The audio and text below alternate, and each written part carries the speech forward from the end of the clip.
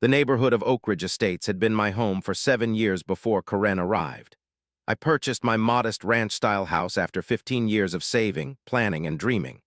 The appeal was immediate: mature oak trees lining quiet streets, respectful neighbors who valued privacy, and enough land behind each home to create something personal.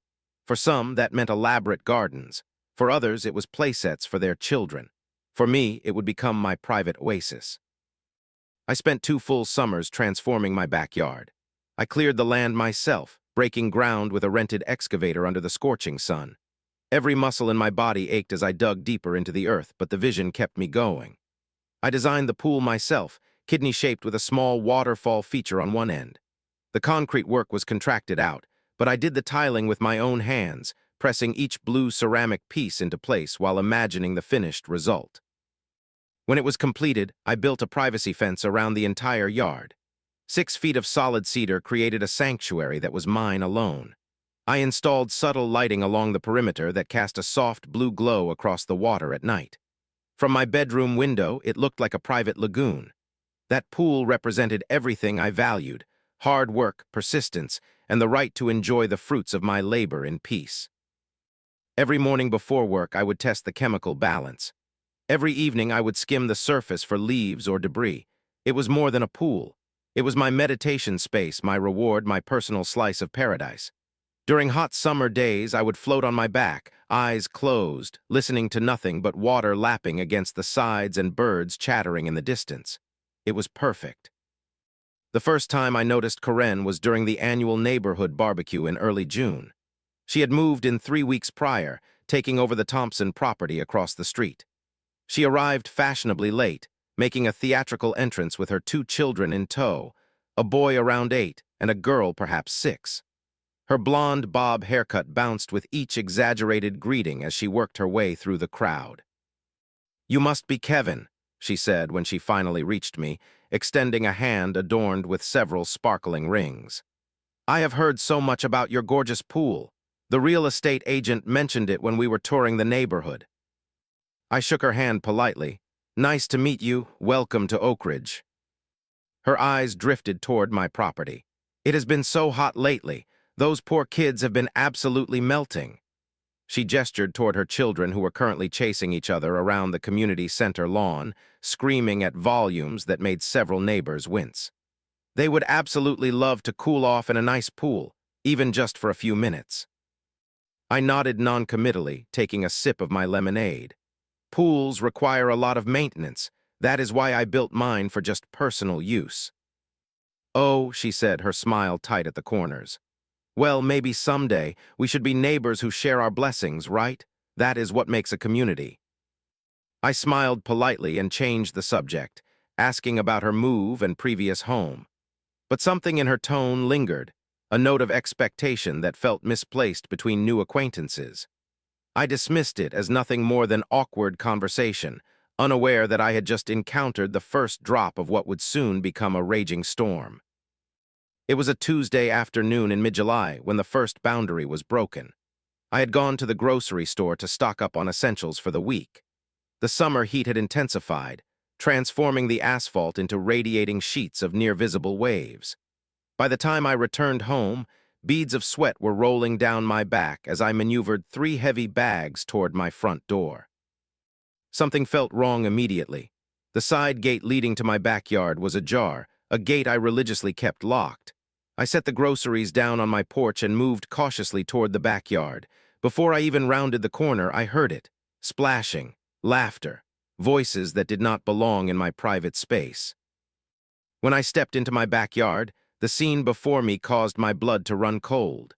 2 small bodies were cutting through the water of my pool, sending waves crashing against the carefully maintained tiles.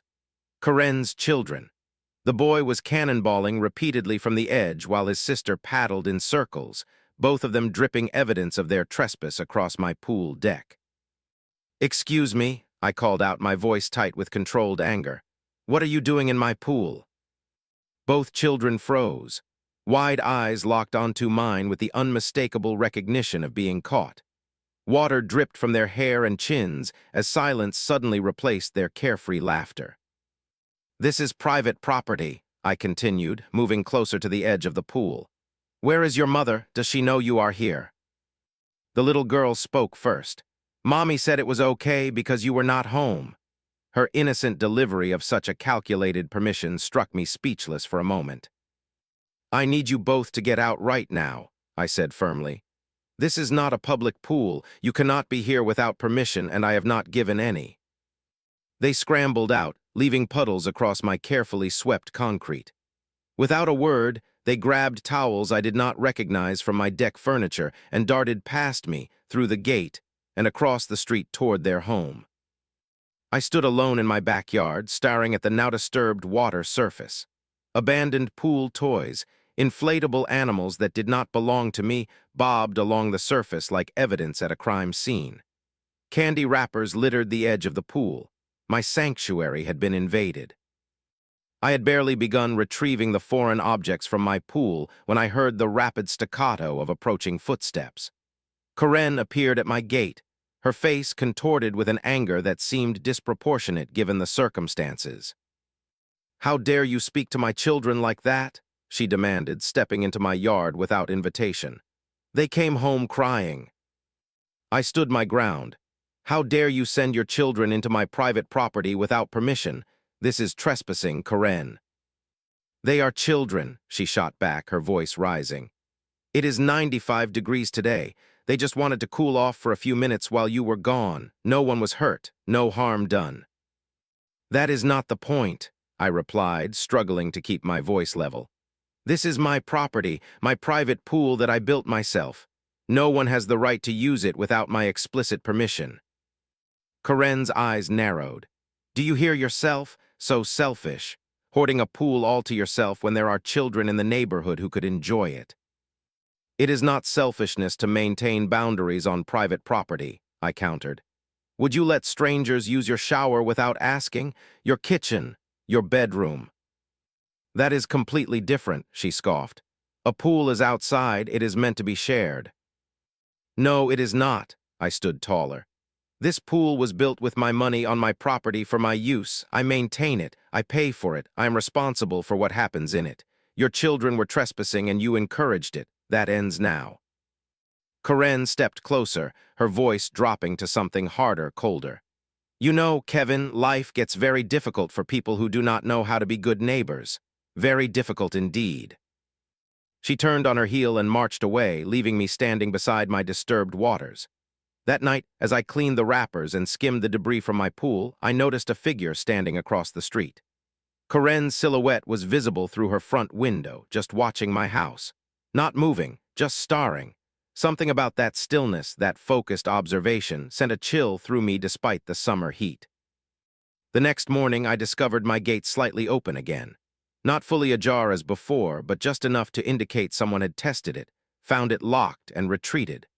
I immediately drove to the hardware store and purchased reinforced locks, security cameras, and motion sensor lights.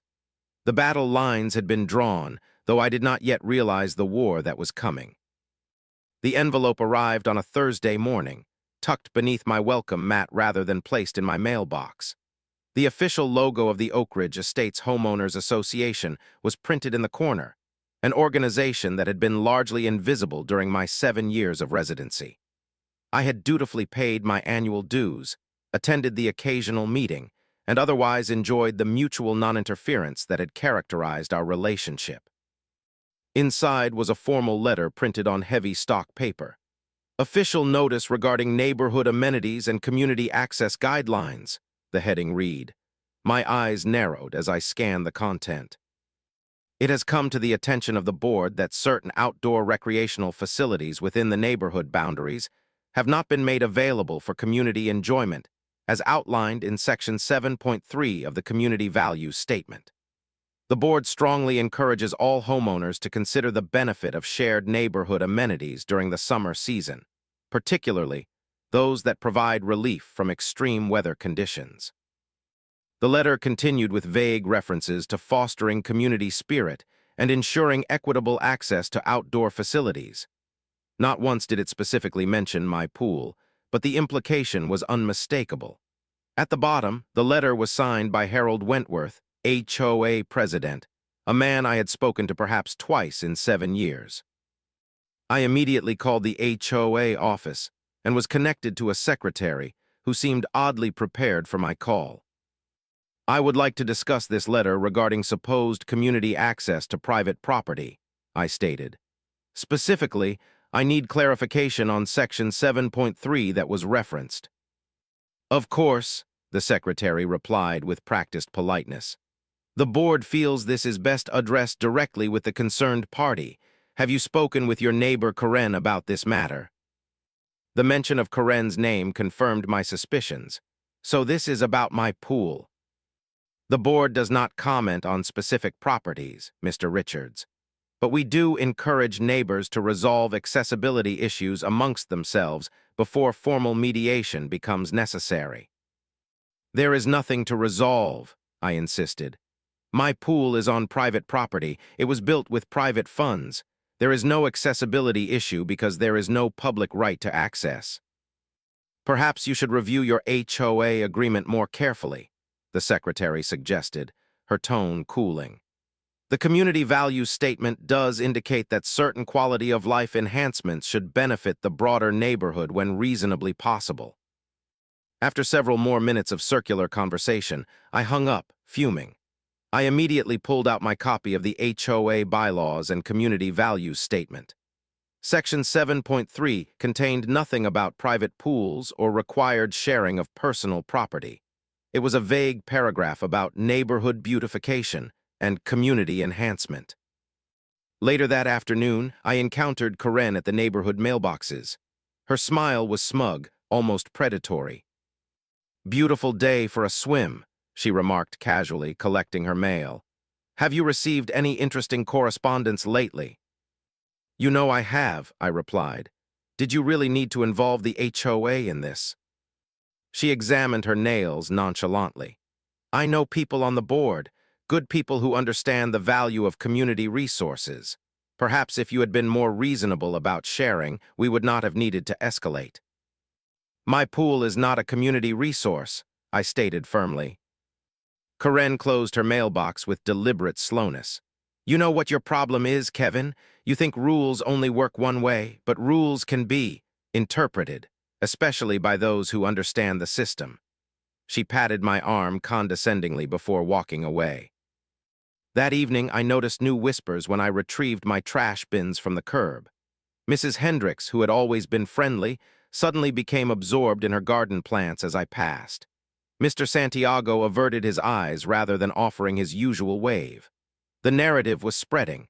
I was the selfish neighbor hoarding his pool while children suffered in the heat.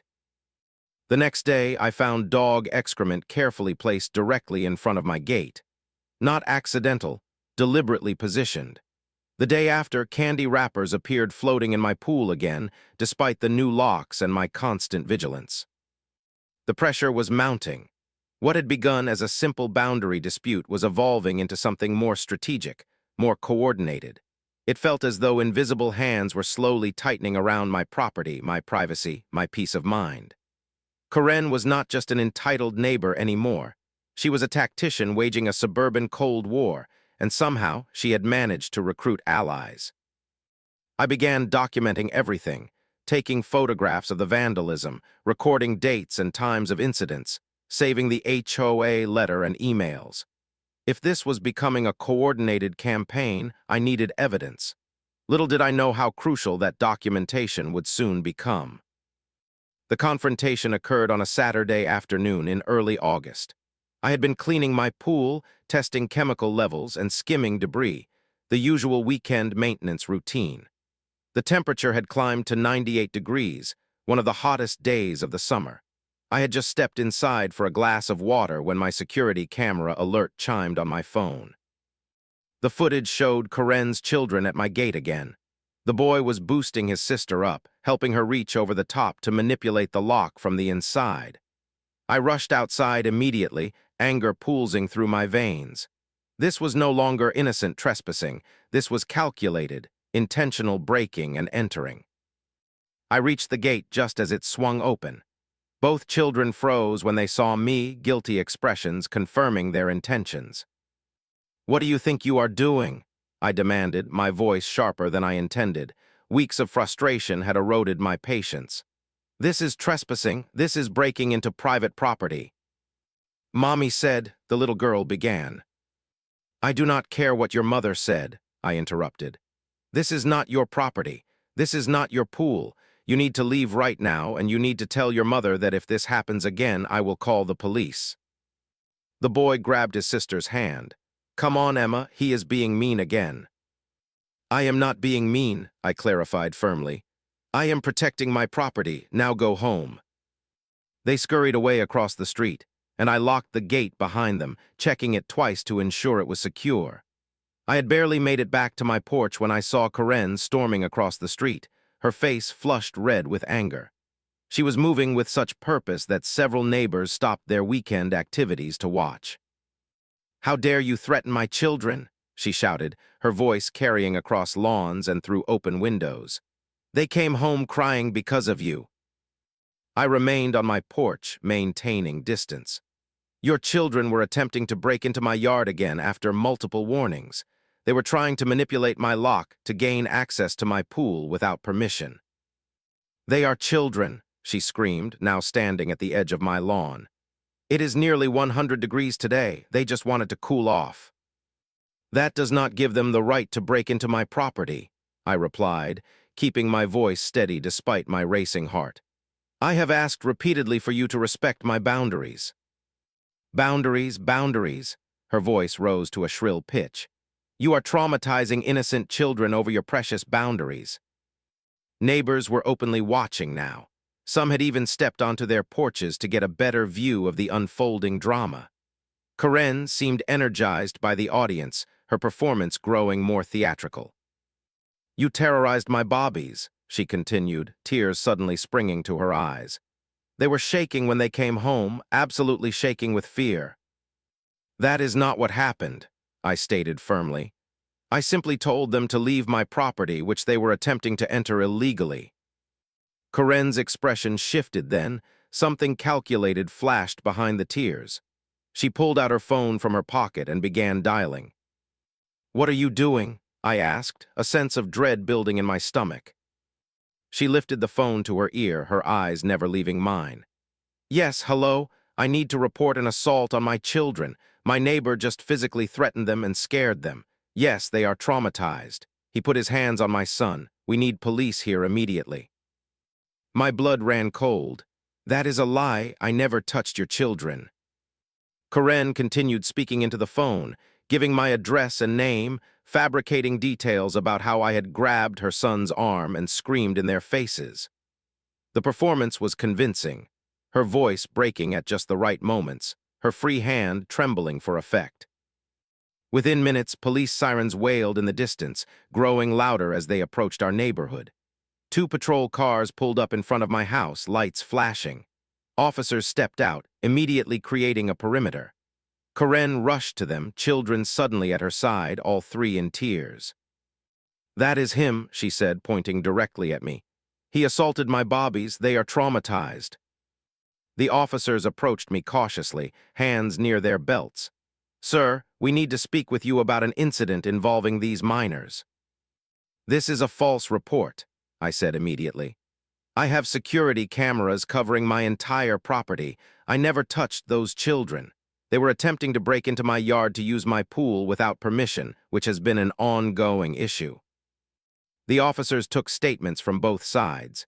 Karen's tears flowed freely as she described how I had manhandled her son and screamed threats at her daughter. The children, coached or simply following their mother's lead, nodded along with her fiction. I need to show you something, I told the officers, leading them to my security system. I pulled up the footage from just minutes earlier, showing the children attempting to manipulate the lock, my conversation with them, and their unharmed departure. The video had clear audio capturing every word, none of which included threats or indicated any physical contact. The officers watched in silence, their expressions shifting from concern to understanding. When the video concluded, they exchanged glances. Thank you for showing us this, the senior officer said.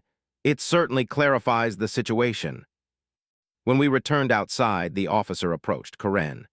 Ma'am, making false reports to emergency services is a serious offense. The video evidence contradicts your claims. No assault occurred. He edited that video, Karen protested, her performance growing desperate. He is threatening my family. My children are not safe. Ma'am, please lower your voice, the officer instructed. Based on the evidence, your children were attempting unauthorized access to private property. The homeowner asked them to leave, which they did without any physical contact. Karen's face contorted with fury and embarrassment as the officers delivered a stern warning about false reporting and trespassing. As they prepared to leave, one officer turned to me. You might want to consider a restraining order if this continues, he suggested quietly. The police departed, leaving me standing in my yard surrounded by watching neighbors. The damage to my reputation hung in the air like a toxic cloud. Even with the truth revealed, the spectacle had painted me as someone who required police intervention. Karen may have lost this battle, but she had successfully escalated the war. The aftermath of the police incident spread through the neighborhood like wildfire, but not in the way truth usually prevails. Despite the officers confirming Karen's fabrication, a narrative persisted, whispered at mailboxes, exchanged over garden fences, discussed at school pickup lines. Where there is smoke, there is fire, seemed to be the prevailing wisdom. Perhaps I had not assaulted her children, but surely something had happened to warrant police involvement. The isolation was immediate and palpable. Walking to my car each morning became an exercise in ignored greetings and averted gazes. Neighbors who once stopped to chat now hurried past with mumbled acknowledgments. At the community bulletin board, I noticed a new flyer for an upcoming block party, one I had not been invited to despite the all neighbors welcome banner printed at the top. HOA notices began appearing with alarming frequency. My grass was supposedly half an inch too tall. My trash bins remained at the curb 20 minutes past the designated retrieval time. My porch light was excessive in luminosity. Each complaint was minor, difficult to contest, and perfectly designed to make my life incrementally more difficult. The September issue of the neighborhood newsletter featured a prominent article about community spirit, with Karen's smiling face accompanying the byline. She had somehow secured a position on the social committee despite being a new resident. The article did not mention me by name, but included pointed references to certain residents who prefer isolation over inclusion, and the importance of sharing blessings with neighborhood children. My invitations to community events stopped entirely. The annual neighborhood garage sale map omitted my address despite my registration. When I attended the monthly HOA meeting, conversations halted when I entered the room, resuming in hushed tones once I took a seat in the back corner. Karen, meanwhile, flourished in her new role as community organizer. She hosted a back-to-school ice cream social, a Labor Day barbecue, and initiated a Neighbors Helping Neighbors program. Each event was strategically held within view of my home, in the communal green space across the street or in her own elaborately decorated front yard. The message was clear. Community existed all around me, but I was not part of it. The harassment escalated beyond social isolation. One evening, I returned home to find my mailbox filled with pool service advertisements and pamphlets about sharing community resources. Another night, toilet paper festooned my oak tree, though no other homes on the street had been targeted in this supposed teenage prank. The most blatant attack came after dark on a cool autumn evening. I was reading in my living room when I heard several dull impacts against my siding. When I investigated the next morning, dried egg residue streaked down my front wall. No security camera had captured the culprits, but the timing was suspect. It had occurred during Karen's book club meeting, visible through her brightly lit front windows. I began to feel like a prisoner in my own home. My pool, once a source of joy and relaxation, now represented conflict and tension. I had not enjoyed a peaceful swim in weeks, always sensing watching eyes, always anticipating the next intrusion or provocation. That night, sitting alone at my kitchen table while the sounds of laughter drifted from Karen's backyard gathering, I made a decision. This could not continue. The psychological warfare had to end. If Karen wanted to fight with social manipulation and community politics, I would respond with something more substantial. legal action backed by documented evidence. It was time to change tactics. The law offices of Brennan and Associates occupied a modest building downtown, its brick exterior and brass fixtures suggesting stability rather than flash. I had researched extensively before selecting Patricia Brennan, a former HOA board member herself who had transformed her insider knowledge into a specialized legal practice focusing on homeowner disputes and property rights. The problem, Patricia explained after reviewing my extensive documentation, is that HOAs operate in a gray area between formal legal structures and social pressure. What Karen is doing crosses several lines: harassment, defamation, encouraging trespass, but proving malicious intent can be challenging.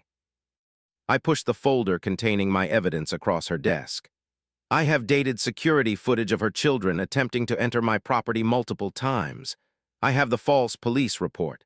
I have every HOA citation coinciding perfectly with our conflicts. I have the newsletter articles with thinly veiled references to me.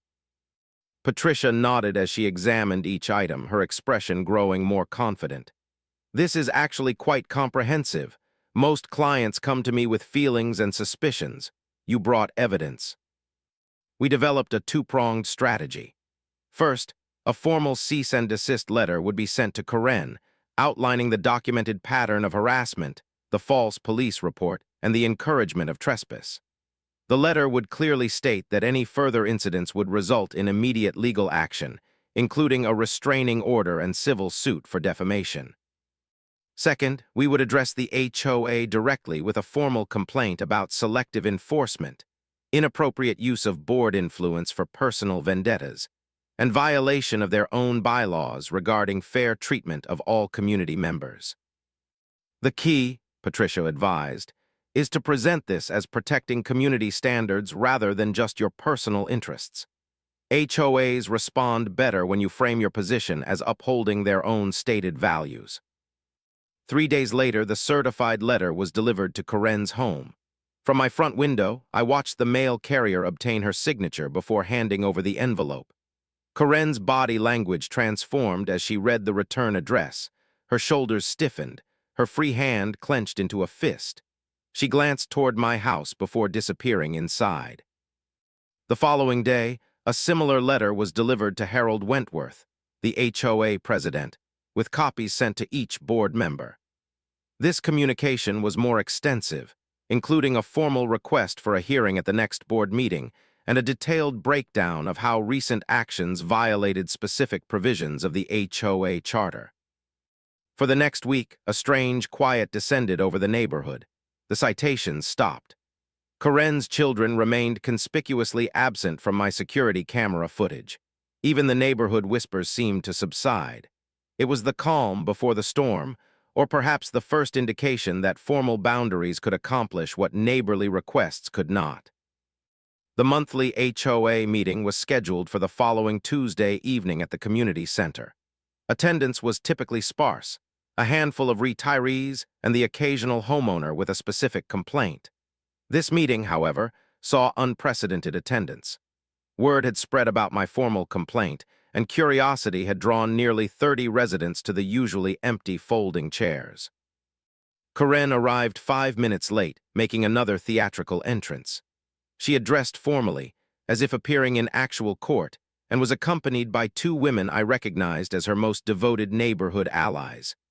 They took seats in the front row, directly across from where the board members sat at a long table. Harold Wentworth called the meeting to order, moving quickly through routine business before addressing new issues. When he announced my name and complaint, a murmur rippled through the assembled neighbors. I stood and moved to the front of the room, laptop and projector in hand.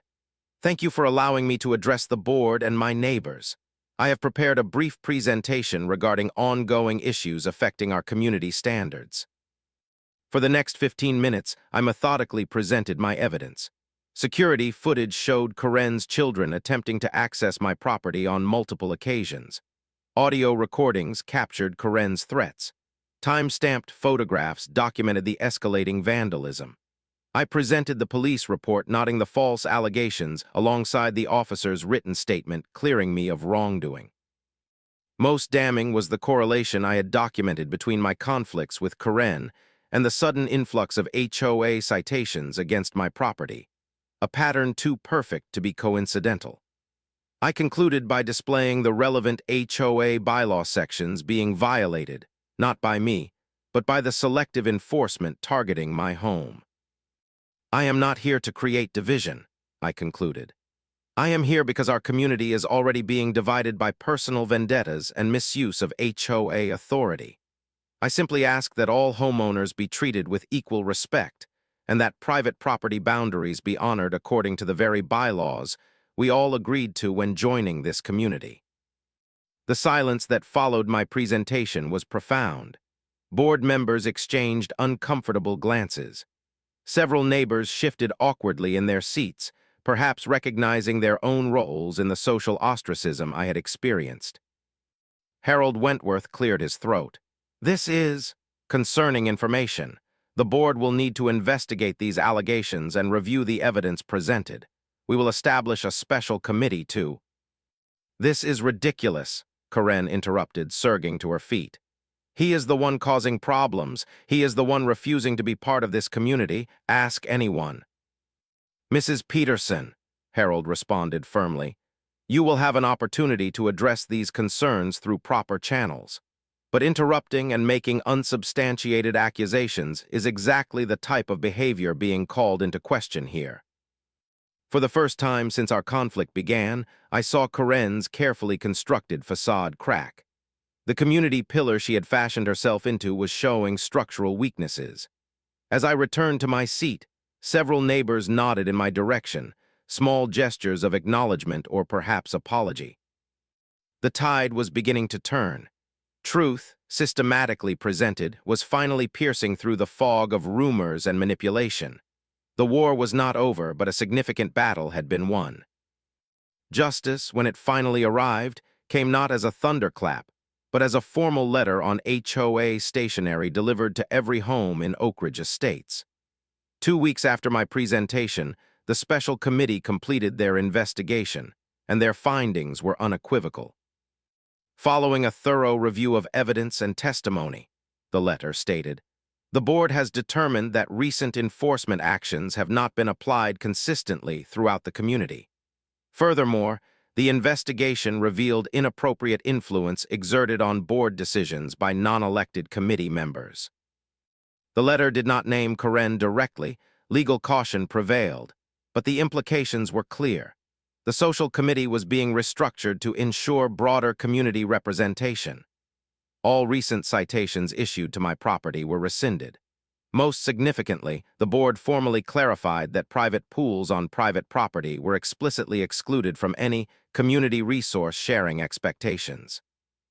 The neighborhood response was swift and telling. 3 different neighbors stopped by my home the following weekend, each bearing awkward apologies and small peace offerings. A bottle of wine, homemade cookies, an invitation to dinner.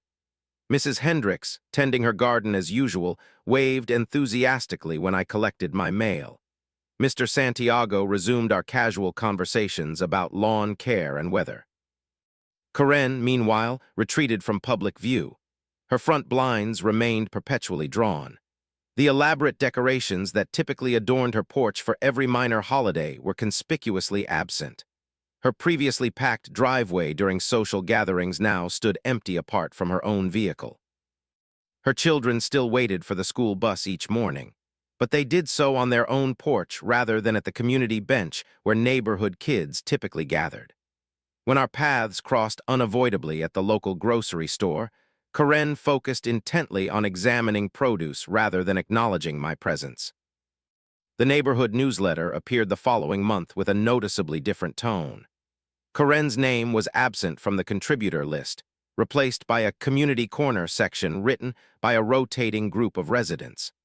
The passive-aggressive editorials about community spirit had been replaced with practical information about local events and improvement projects.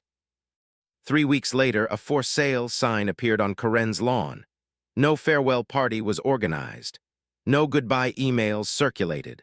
Moving trucks arrived on a Tuesday morning while most neighbors were at work, and by evening the house stood vacant, a lockbox hanging from the front door. I learned later from Mrs. Hendricks that Karen had accepted a job in another state, a convenient explanation that allowed her to depart without acknowledging defeat. Whether the move was planned before our conflict or precipitated by her fall from neighborhood grace remained uncertain. That weekend, I cleaned my pool for the first time without feeling watched. I adjusted the chemical balance, skimmed leaves from the surface, and then did something I had not done in months. I actually enjoyed it.